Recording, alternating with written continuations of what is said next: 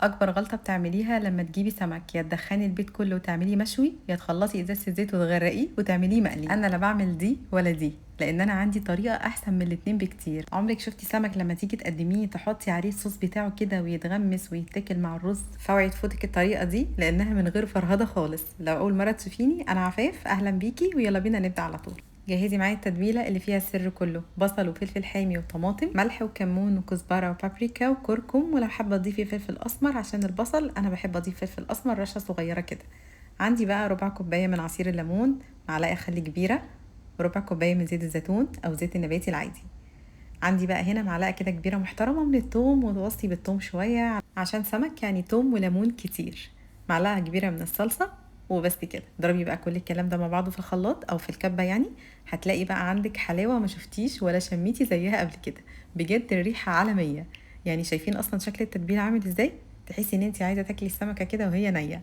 عندي سمك متنضف كويس جدا، وانا دعكته بليمون ودقيق وشويه ميه، وصفيته تماما من الميه. اهم حاجه السمك ما يكونش بينقط ميه، وده كل مره باكد عليكي فيها. فراخ، سمك، لحمه، ما ينفعش نطبخ الحاجات دي وهي بتنقط ميه من الغسيل، لازم تكون متصفيه تماما. ودلوقتي يلا بينا نعمل فتحات في السمكه من ناحيه واحده بس، مش من ناحيتين، عشان ما تنشفش معاكي. بنفتح كده لو السمك كبير علشان يستوي اسرع والتتبيله تدخل في كل اللحم بتاع السمك.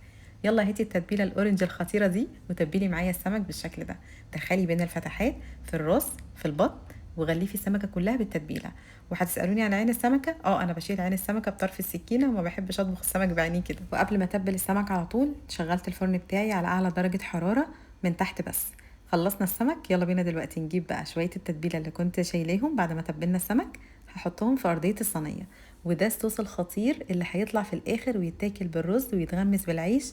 يا جماعه تحفه، لازم تجربيها. يعني انا متاكده ان الصوص ده هيعجبك اكتر من السمك نفسه، لان دايما بنعمل السمك مقلي او مشوي بيكون ناشف كده، يعني معهوش حاجه تتاكل بيها.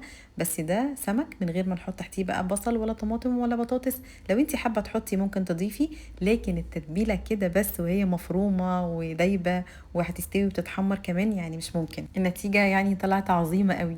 بصوا الحلاوه بقى، ركزي معايا في ارضيه الصينيه. السمك استوى واتحمر وما لزقش، وكمان تحتيه طبقه متحمره كده ومستويه من الخلطه الجميله اللي عملناها، اللي هي عباره عن ليمون وتوم وطماطم وبصل. يعني اخر لذاذه بصراحه. ممكن بقى تقدميه بطريقتين: تحطي السمكه كده في الطبق وتضيفي عليها في الفتحات بتاعه السمكه اللي احنا عملناها، تحطي عليها الصوص او التتبيله دي وتفرديها على وش السمكه كده وتقدميها بالشكل ده.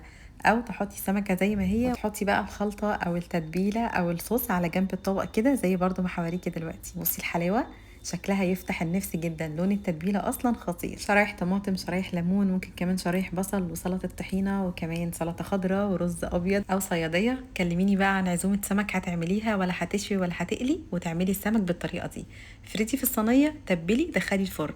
اكتبي لي رايك تحت في الكومنتات، وما تنسيش تعلقي حتى لو بحرف عشان توصلك كل الوصفات الجديده اللي بتنزل على الصفحه. اشوفكم الفيديو الجاي، سلام عليكم.